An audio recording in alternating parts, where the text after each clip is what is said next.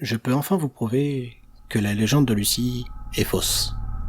Je peux vous justifier d'où vient la chouette, qui n'a rien à voir avec Lucie. Je peux vous dire que Jérémy et Anne Mincer ne sont pas les propriétaires du château de Vos, et cela depuis 2015. Je peux vous informer que Napoléon III avait de l'importance pour ce château. Je peux vous expliquer pourquoi Jeanne d'Arc a été soutenue localement. Je peux vous exposer des premières hypothèses sur ce qu'était Vos, vers moins 1000 avant Jésus-Christ. Mais je ne peux le dire que grâce à vous-même. Suite à ma première institution des recherches, vous avez été nombreux à réagir, m'écrire, visiter le château et venir me rencontrer personnellement. Cela a été assez dense pour moi en cette fin d'année 2024, mais à mon plus grand bonheur.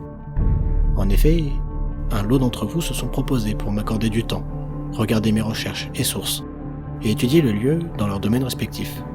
Cela a apporté un paquet de nouvelles informations que je n'aurais pu trouver seul.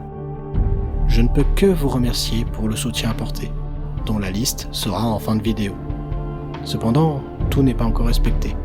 C'est à mon tour de finaliser l'accord, celui que j'ai fait avec vous tous. Je vous présente donc, maintenant, publiquement et pour tous, ce que toutes nos informations regroupées donnent.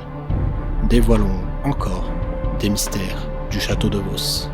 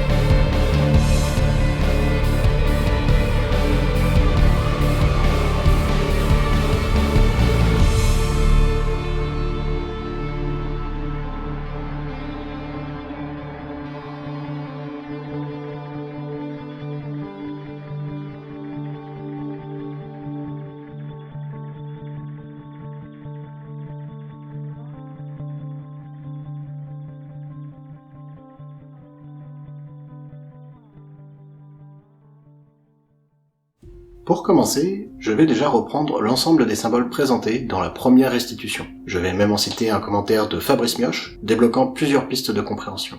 La tête de l'homme barbu, enfermée dans des feuilles d'acanthe, est coiffée du chapeau de pèlerin. C'est le symbole que tout pèlerin, allant à Saint-Jacques-de-Compostelle, pouvait demander l'asile au château.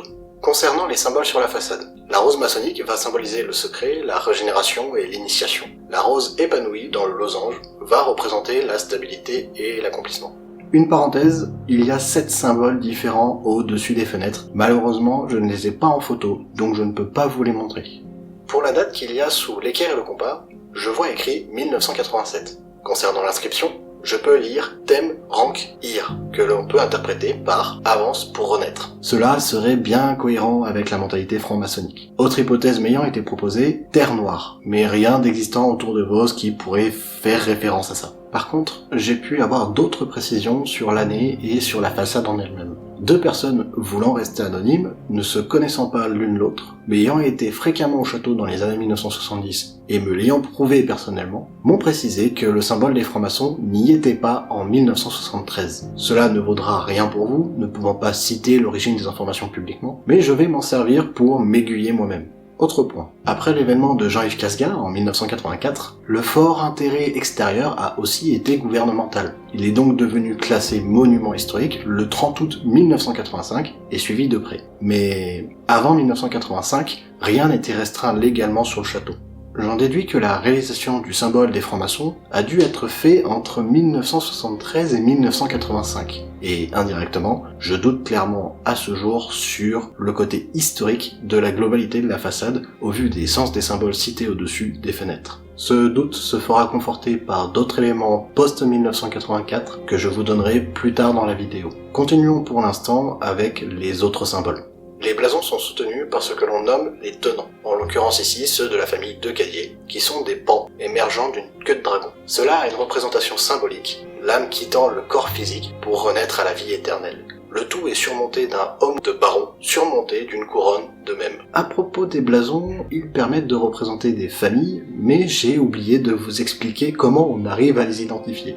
Les blasons accompagnaient la personne se déplaçant. Ils étaient souvent annoncés, surtout dans des contextes tels que cérémonie ou rassemblement. Les traces historiques écrites n'étant pas toujours illustrées, la couleur n'étant pas forcément au rendez-vous, les scribes écrivaient cette annonce du blason à la place. Car il y avait une façon bien précise d'annoncer un blason, ayant tout un vocabulaire normé et assurant que cette annonce était unique. Même à ce jour, c'est une façon sûre pour les historiens d'associer les blasons aux familles. Voici un exemple d'annonce. Blason parti d'argent et d'azur, crénelé de sable. Vous en avez probablement entendu parler dans des reconstitutions médiévales ou films ou séries s'inspirant de l'histoire. Toute annonce et leur vocabulaire est ce que l'on appelle de l'héraldique. Et si vous êtes intéressé à voir le bazar que ça peut être à annoncer, je vous laisse un lien dans la description. Maintenant que vous savez tout cela, revenons au cas des blasons présents à Vos et identifions ensemble les familles. Le blason qui est à côté est parti au premier d'azur à la rencontre du cerf d'or, qui est de Cadier.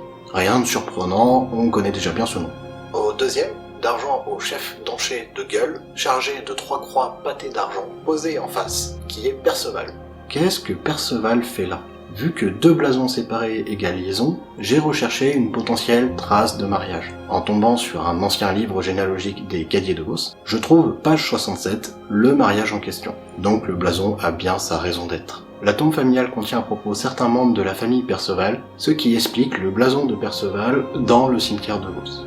À l'entrée, le blason de gauche, écartelé au premier et quatrième, d'azur à la rencontre de cerf d'or, qui est de Cadier. Au deuxième et troisième, de Gueule semée de fleurs et de lys d'argent, qui est de Vos. Une branche de la famille de Cadier s'est effectivement distinguée des autres lorsque le premier de la longue génération de propriétaires a récupéré le château de Vos, c'est-à-dire Michel II de Cadier en 1700. Le blason de droite doit se lire ainsi. Au deuxième et troisième, d'or au chevron de Gueule accompagné de 3 aigles éployés d'azur, becqués et membrés de Gueule, qui est de la Trémoille. Écartelé au premier et quatrième, d'or à l'aigle éployé de Gueule, onglé et langué d'azur, qui est...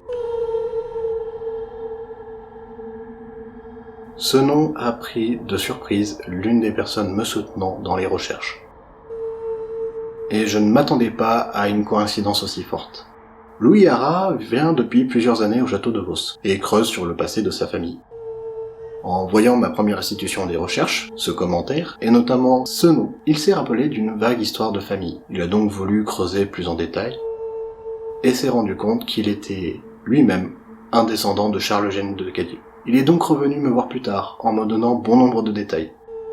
Notamment que Charles Eugène de Cadier s'est marié à Jeanne de Winkersloot de Weerdeystein le 2 juin 1865, et que la mère de Jeanne est Charlotte de la Trémoille. Tout cela correspond à la potentielle année de construction de cette entrée du château, et explique pourquoi les blasons sont là. Lui passait plusieurs fois par an sous ces blasons, sans savoir que cela représentait le mariage de ses propres ancêtres. Tout ce qui est considérable publiquement sur l'arbre généalogique de Cadier de Vos est en ligne, lien dans la description comme toujours. Et encore à ce jour, même si souvent bénéfique, je ne sais toujours pas quoi penser de toutes les coïncidences que je lis. Passons sur un autre symbole du château que je n'ai pas encore parlé jusqu'à maintenant. Sur la façade nord du pigeonnier, on peut trouver la croix des 4 évangiles, ou croix de Jérusalem. Cette croix n'est pas si vieille que ça, puisque je ne la retrouve pas sur les images mises à disposition par le gouvernement. Elle a probablement été faite au moment où le pigeonnier a été repeint en jaune. Je me suis donc pas intéressé à ce symbole plus que ça, jusqu'au moment où je suis allé dans les châteaux environnants pour essayer d'en connaître plus sur Vos par ses voisins. Dans le château de Bellenave, à 7 km du château de Vos, se trouvent 7 mêmes croix. J'y apprends que cette sculpture en pierre a été dédiée à Magdeleine d'Anjou, la propriétaire du château, entre 1450 et 1500. J'ai ensuite retrouvé la croix de Jérusalem sur son blason, et en creusant son arbre généalogique, je me suis rendu compte que son père était René Ier d'Anjou, autrement dit, l'un des compagnons d'armes de Jeanne d'Arc. Voilà probablement pourquoi le passage de Jeanne d'Arc au château de Vos se transmettait en hypothèses, rumeurs, etc. Dans la réalité, c'est peu probable qu'elle soit passée par là, son chemin étant assez détaillé, même sur sa page Wikipédia. Mais rien n'est impossible. Prenons par exemple Charles de Morny. En 1854, le duc de Morny achète le château de Nade, à 12 km du château de Vos.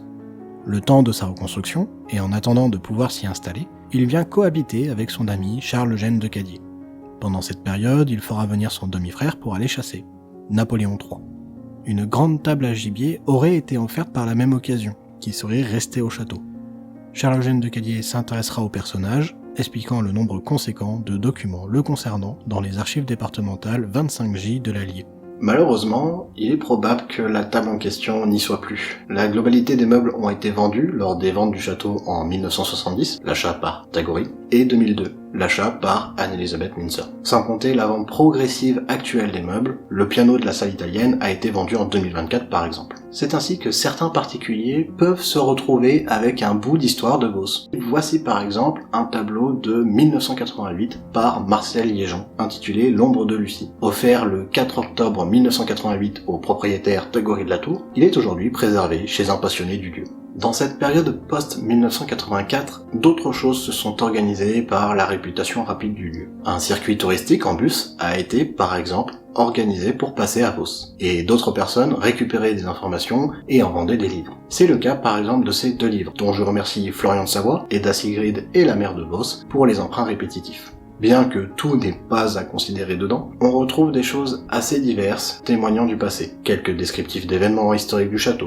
les propriétaires historiques de Vos, mais surtout des faits et légendes racontés pendant les visites guidées de 1985-1990. 3 légendes reviennent uniformément sur tout cela, et par le soutien de Sarah Roussel, je peux enfin vous les présenter correctement, ainsi que ces 50 ans d'évolution sur le château de Vos.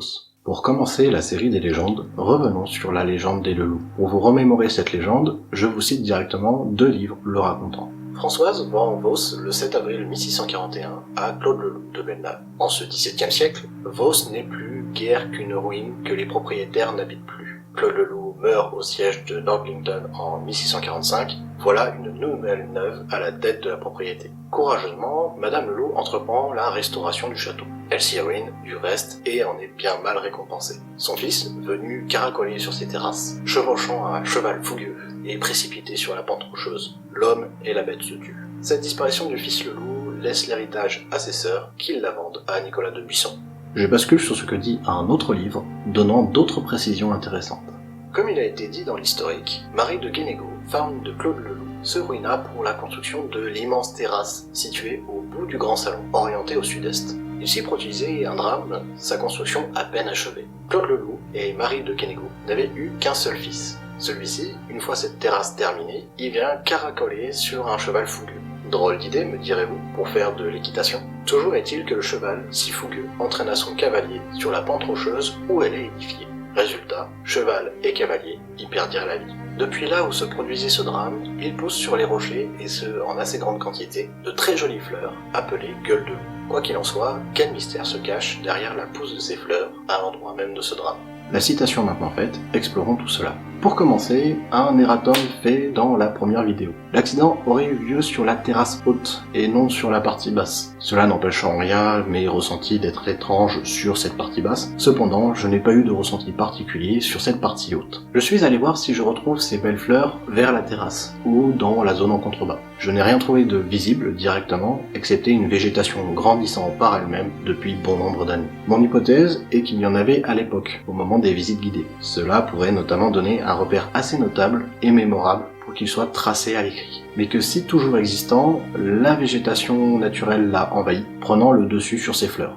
Intéressons-nous maintenant aux personnes. Claude Leloup, seigneur de Bellenave, soit à 7 km de Vos, a bien été tué le 3 août 1645 à la bataille d'Allerheim, aussi nommée seconde bataille de Northlington. Cela placerait donc notre légende dans les années qui suivent 1645. Pendant sa vie, il aura 2 mariages, Madeleine d'Autun en 1618, puis Marie de Guénégaud en 1639. Claude et Marie achèteront bien en 1641 le château de Vos. Si Marie et Claude avaient un fils qui peut être sur un cheval fougueux à Vos, il aurait logiquement quelques années de vie et une petite expérience du cheval. Donc une naissance en amont du mariage, en soi ça peut se considérer. Aux traces existantes, seule une fille naîtra de chaque mariage de Claude. Madeleine, mariage de 1618, fera naître Marie, et Marie de Guénégaud, fera naître Marie-Louise le 24 septembre 1640.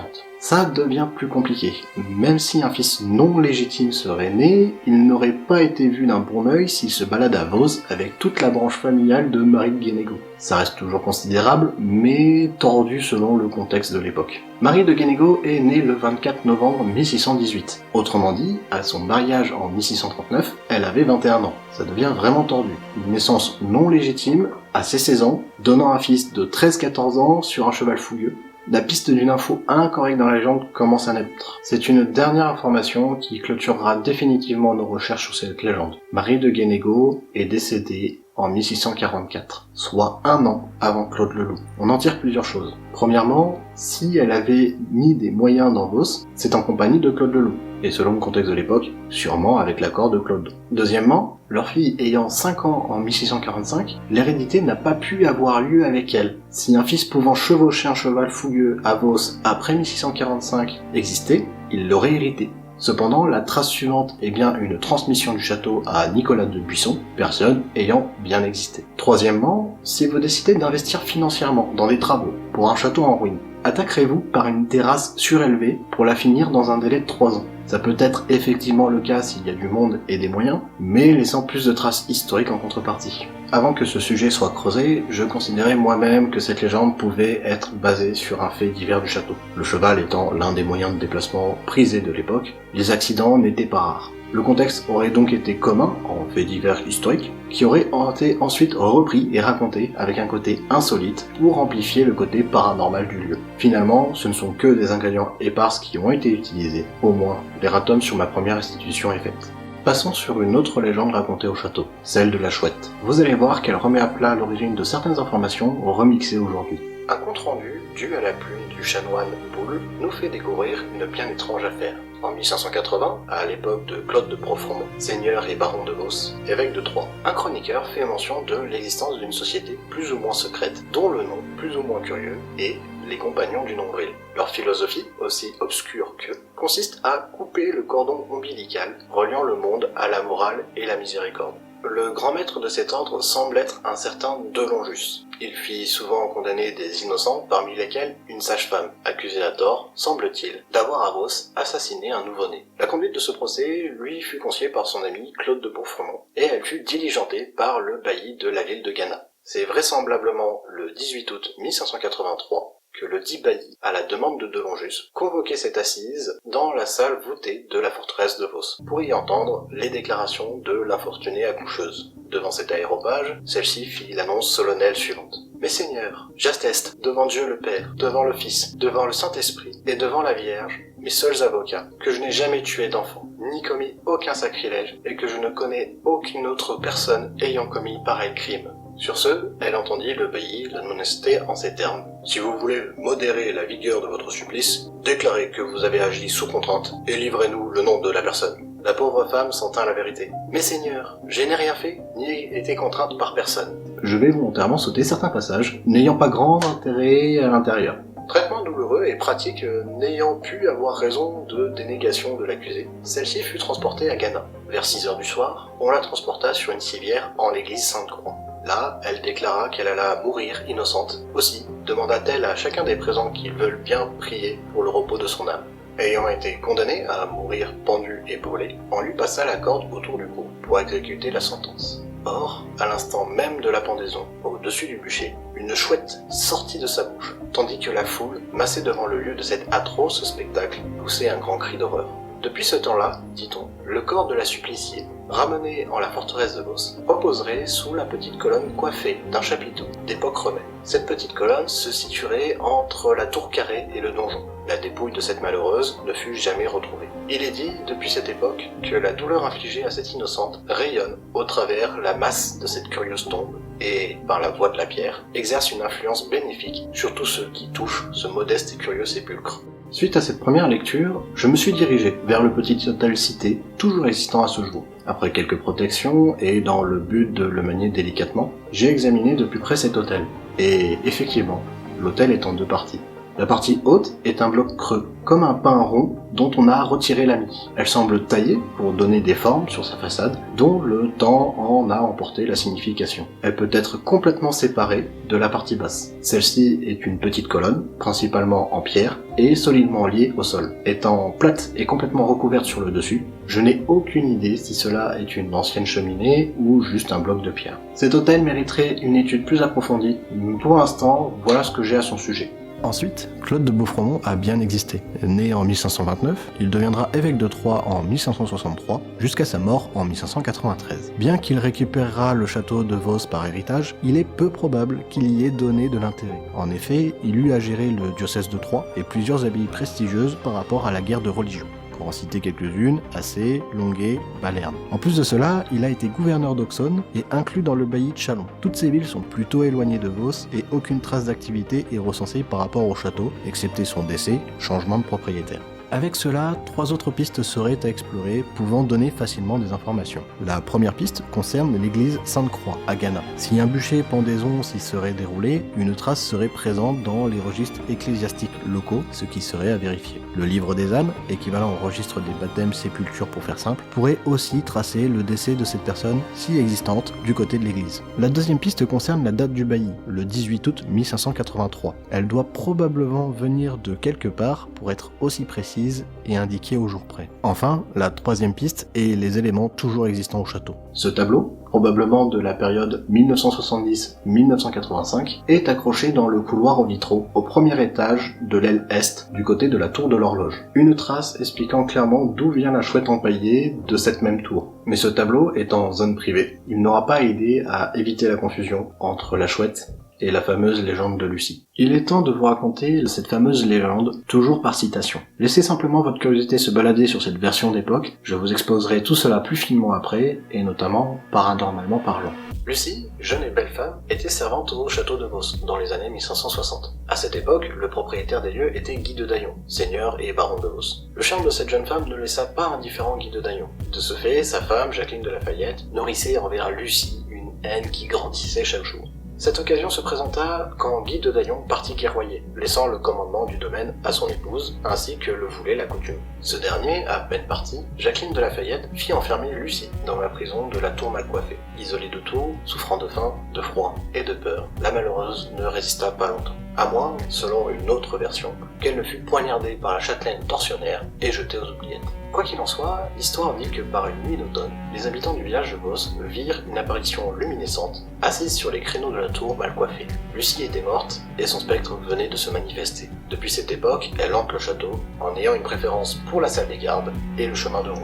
L'émission de France Inter, Boulevard de l'étrange, fut couplée en cette même année 1984 avec l'émission sur TF1, Enquête et contre-enquête. Des séances de nuit furent organisées, puis arrêtées, par rapport à quelques problèmes physiques que subissaient les personnes trop réceptives et non préparées.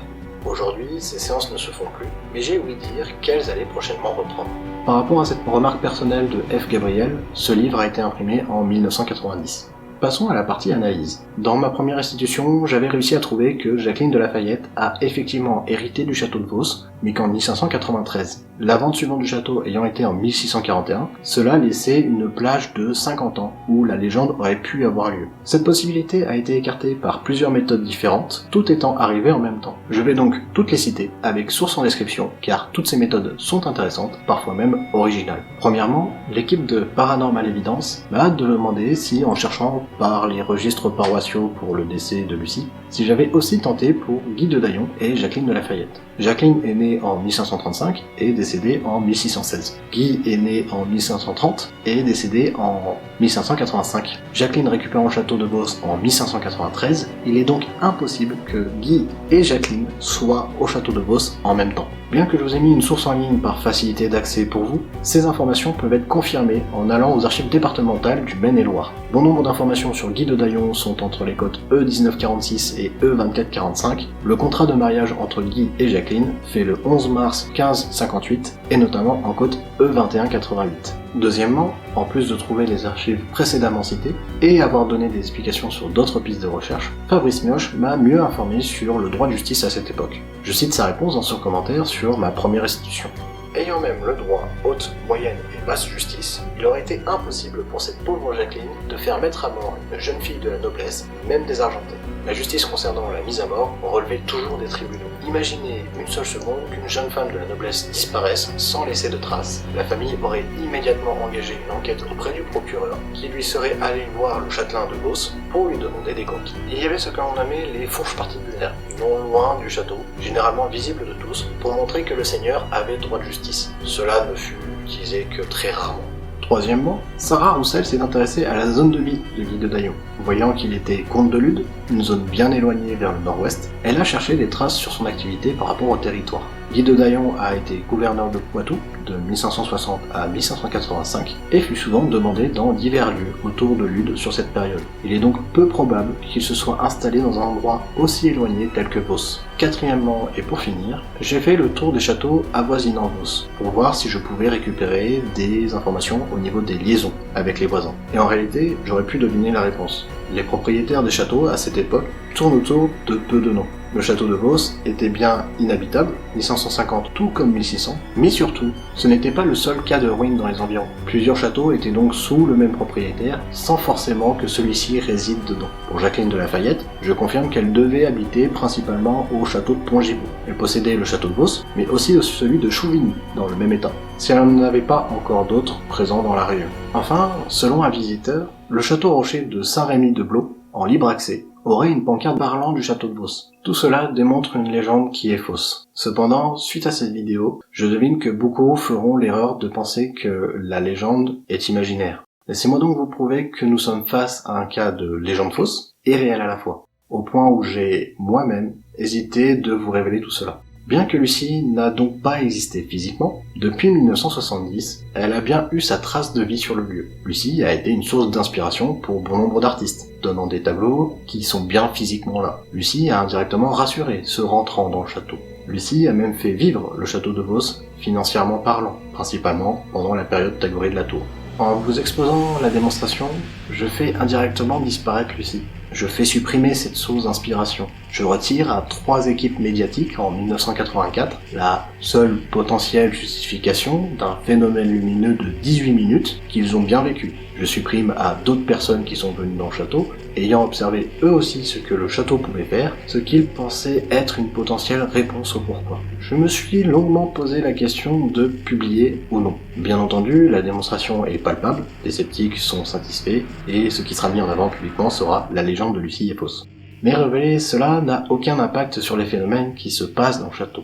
Et les personnes qui ont été surprises ne seront pas aidées psychologiquement par ça. Est-ce que c'est finalement éthique ? Après réflexion, mon point de vue est qu'il faut mieux ne pas s'appuyer sur quelque chose d'instable, tranchant mon choix de publication. Si certaines personnes souhaitent avoir un point d'accroche avec le jeu, il me paraît donc mieux que vous oubliez Lucie et que vous vous rattachiez à autre chose, par exemple Zélie Michel. Mes précédentes vidéos sur Beauce vous fourniront d'autres ingrédients et d'autres inspirations. Et je reste contactable par mail, brinanoum@gmail.com si besoin est. Enfin, quant à la question « Qu'est-ce qu'était donc ce phénomène lumineux de 18 minutes ?» Eh bien... la question est légitime. Le mystère est toujours là. Sous une certaine forme, retour à la case départ. Je ne peux que vous proposer de continuer à creuser la piste ensemble. Parmi toutes les tentatives d'explication du phénomène lumineux de Lucie, il y en a particulièrement une qui m'a vraiment intéressé, notamment tout ce qui touche l'effet Cherenkov. Pour vous faire comprendre ce que c'est, je vais d'abord parler de la vitesse de la lumière. Vous avez probablement déjà entendu parler que rien ne va plus vite que la vitesse de la lumière, 300 000 km/s. En réalité, cette vitesse-là est estimée dans le vide, c'est-à-dire dans l'espace. Si vous mettez cette même lumière au niveau de l'air, elle ne peut pas aller plus vite que 225 000 km/s, et si vous la mettez dans l'eau, elle ne peut pas aller plus vite que 200 000 km/s. Vous pouvez avoir des atomes radioactifs pouvant émettre des particules qui vont plus vite que la lumière elle-même, dans l'eau ou dans l'air, je précise bien. Qu'est-ce que ça donne concrètement ? Eh bien, ça va donner une onde de choc lumineuse, exactement dans le même principe où vous avez un avion supersonique qui va dépasser les 300 mètres secondes, donc la vitesse du son, et va émettre un gros bang avant que l'avion du coup se retrouve à aller plus vite que le son lui-même. Ces ondes de choc lumineuses vont produire notamment une lumière bleutée visible à l'œil nu. On reçoit directement la particule avant même de pouvoir la voir et la percevoir arriver. Cette onde de choc lumineuse est bien étudiée à ce jour, mais mériterait aussi de continuer à progresser. On s'en sert aujourd'hui notamment pour contrôler les réacteurs nucléaires, pour savoir quelle est la couleur du bleu et contrôler qu'il n'y a pas de surutilisation de la part d'État ou s'assurer que les réacteurs nucléaires sont bien utilisés dans des buts pacifiques, génération d'électricité par exemple. Et à ce jour, on se pose la question de si on peut se servir de cet effet Cherenkov pour déterminer et avoir des conclusions par rapport à des phénomènes qui peuvent se produire dans l'espace autour de nous. Pour revenir sur le phénomène de Lucie ainsi que le chemin de ronde, il y avait notamment une hypothèse forte sur le fait qu'il pouvait y avoir une notion de radioactivité qui était présente dans ce couloir, et que par conséquent, par cet effet Cherenkov, on pourrait avoir des lueurs de bleu se produire en fonction de la météo et de l'éclairage présent dans ce couloir. En ayant ces informations, je me suis donc posé simplement la question légitimement, comment faire pour provoquer volontairement l'effet Cherenkov si jamais il y avait bien des éléments radioactifs dans ce chemin de ronde. Si on faisait exprès de faire bouillir de l'eau et qu'on laissait simplement la vapeur monter au niveau du couloir, au niveau des murs, etc., et que si la radioactivité permettant de provoquer la réaction physique existait bien, et bien par conséquent on obtiendrait des petites lumières bleues dans la vapeur d'eau que l'on verrait beaucoup plus facilement que dans l'air.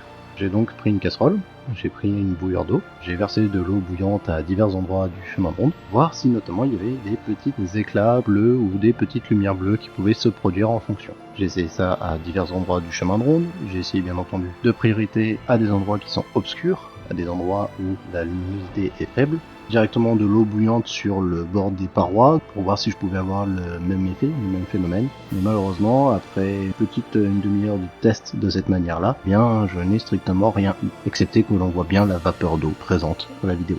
Je me pose encore la question si mon idée du coup de regarder par de la vapeur d'eau était vraiment bonne ou pas, notamment si les conditions de l'expérience sont valides pour essayer de détecter l'effet de Cherenkov.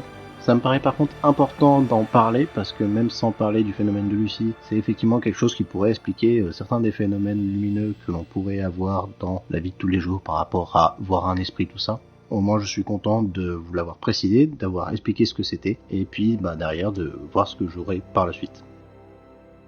On peut essayer de trouver une potentielle réponse aux phénomènes paranormaux ailleurs. Ayant repéré la source d'eau statique dans la cave, je m'apprête à aller en faire une exploration.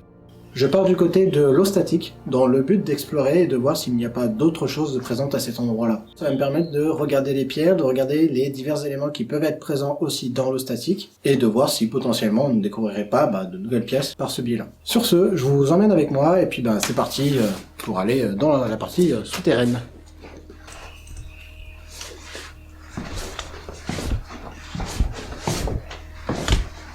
Alors je vous éclaire avec ma torche en même temps comme ça. Voilà. Comme ça c'est fait, on va aller directement à notre objectif. J'ai aussi ma lampe frontale, mais je l'aimerais... je vais l'allumer maintenant en fait, parce qu'elle éclaire plutôt bien en fait.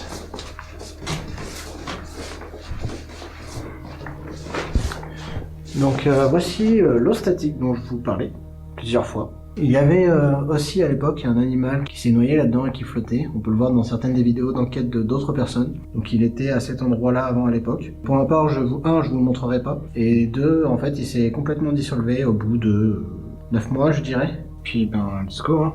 On va voir ce qu'on va bien trouver là-bas.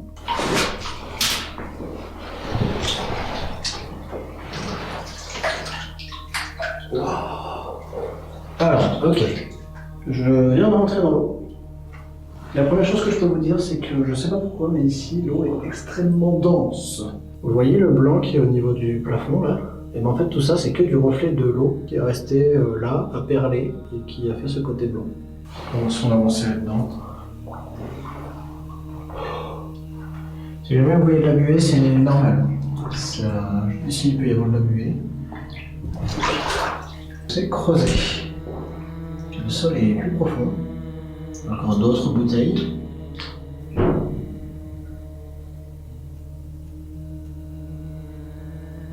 Ok, il y a la porte qui vient de se claquer derrière, mais je sais pas, c'est pas Jérémy. Bon, bizarre. Bref. Donc je parlais du trou qui est ici, qui a l'air d'être plus profond avec un truc qui est recouvert dedans. J'ai l'air d'avoir lancé des trucs dedans encore, et des bouteilles aussi. C'est là-bas qui flotte et qui reflète, c'est une ampoule qui est là, qui flotte. Je sais pas pourquoi elle est là. Et après, ça continue vers la droite. Non, ça continue pas vers la droite, c'est un cul-de-sac. Avec une deuxième ampoule qui flotte. En fait, tout ça, c'est des bouteilles qui ont été laissées en tas, qui sont à cet endroit-là. Et c'est comme si le niveau de la flotte n'était pas à ce niveau-là avant, ce qui est bizarre. Là, j'ai un trou aussi au plafond. Est-ce que je vais réussir à, ne serait-ce que moi-même déjà regarder ce qu'il y a, sans tomber. Il va jusqu'à 1 mètre de hauteur. Et après, elle a été rebouchée. Elle a été rebouchée avec une sorte de basalte, par contre c'est trempé. Donc en fait c'est par là que l'eau arrive probablement, par infiltration. Mais au niveau de la style de la pierre, en haut, c'est comme le style de la pierre noire qui est là-bas tout au fond. C'est vraiment la partie roche, bâtiment du XVIe siècle, qui va jusque là-haut. Et puis en dessous malheureusement, je ne pourrais pas aller explorer plus loin. Je n'ai strictement aucune idée de ce qu'il y a. Donc voilà, et je vais faire demi-tour. Il n'y a malheureusement pas grand-chose en fait finalement pour cette partie eau statique. Donc voilà pour cette eau statique, finalement rien de bien intéressant et presque tout est visible depuis l'entrée en fait. Donc par rapport à cette eau statique, j'ai aussi remarqué que si on regarde au-dessus, sur la droite et derrière le mur, on peut voir une sorte de petit couloir qui commence et qui continue comme ça sur 2 mètres. Alors je vais me rapprocher pour que vous puissiez mieux voir. Donc voilà sur quoi donne ce petit couloir, il fait 75 cm de haut à peu près. Et en réalité ça rejoint l'endroit où il y a le trou par rapport à l'eau statique. Et au vu de ce qu'il y a entre aussi, il a l'air comme s'il y avait des liaisons d'une sorte d'enduit qui a été mis entre les pierres. Donc c'est quelque chose qui a bien été aménagé. La question c'est que ça a été aménagé pourquoi? Putain, il y a encore le bruit de la porte.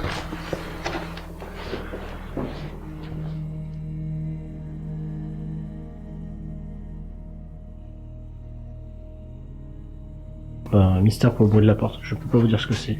Donc je disais, on peut voir l'enduit qui est clairement entre les pierres. On peut voir de la brique aussi tout au fond. Donc à mon avis, c'est que 1850 logiquement. Un mystère.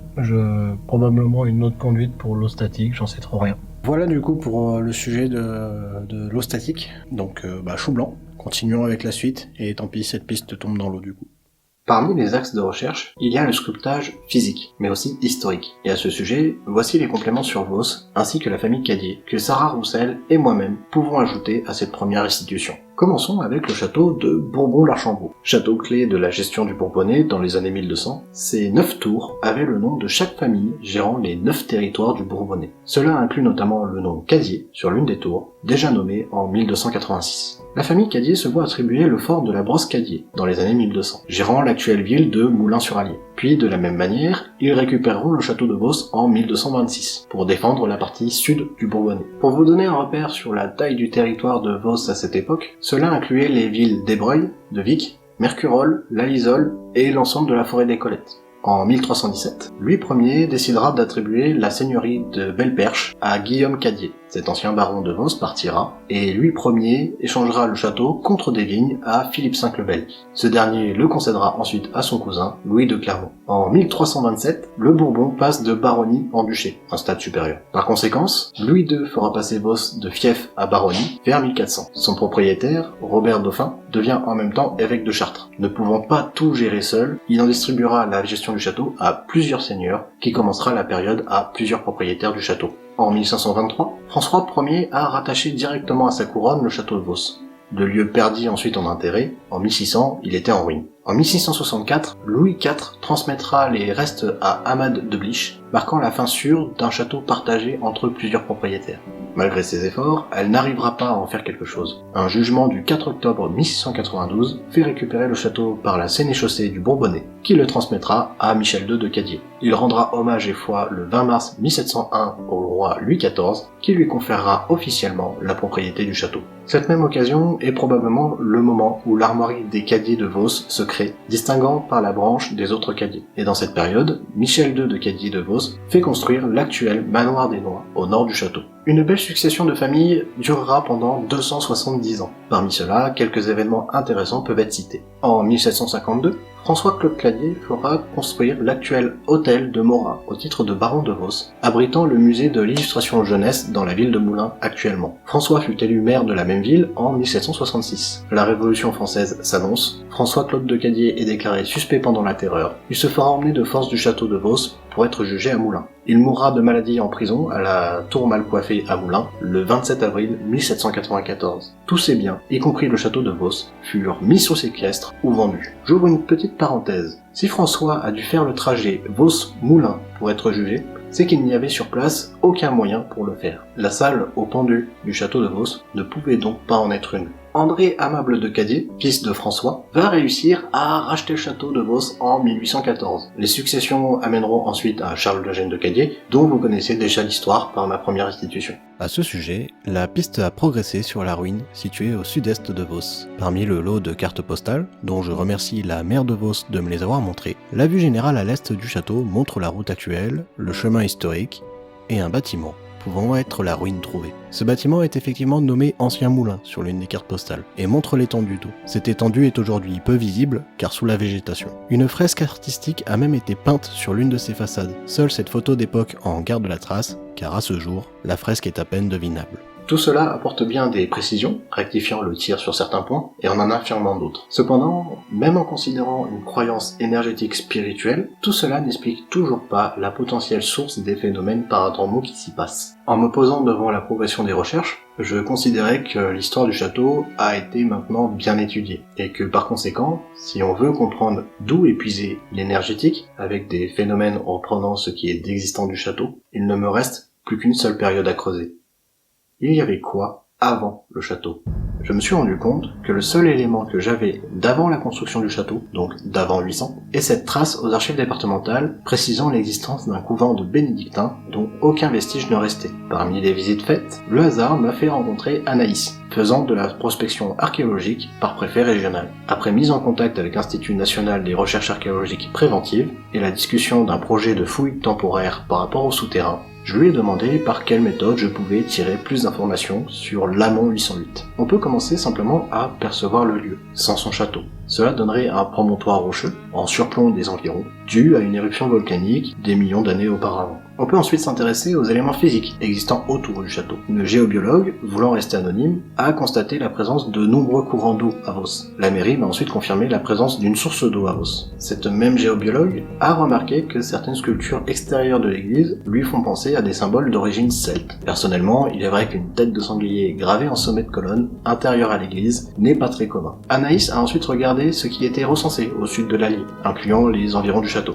Plusieurs dolmens ont été retrouvés dans les environs, témoignant d'un peuple celte vivant dans les lieux. Je lui ai donc demandé si les croyances dominantes de ce peuple pouvaient donner à Vos une importance, et après quelques regroupements des informations et des ingrédients retrouvés, Anaïs a fait ressortir quelque chose. Si on se place vers -1000 avant Jésus-Christ, l'actuel endroit où le château de Vos est serait potentiellement conforme à une hypogée. Une hypogée est une construction réalisée par croyance, généralement en sous-sol ou flanc de colline. Pour vulgariser l'intérieur, elle abrite plusieurs pièces différentes, non loin d'une source d'eau, permettant à divers rituels de se faire, selon la croyance de cette époque. Enfin, il n'est pas rare que ce type de lieu soit funéraire, comportant et abritant parfois des caveaux ou des sarcophages. En y réfléchissant, cela donnerait en plus une explication à pourquoi le château de Vos aurait été construit au milieu de nulle part, même à l'époque. La part de la religion y étant forte depuis un moment, le pouvoir de la royauté aurait cherché à se mettre au même niveau en 800 en y construisant un château. L'hypogée et cette raison ne sont que des hypothèses, mais qui méritent clairement un intérêt à être creusé.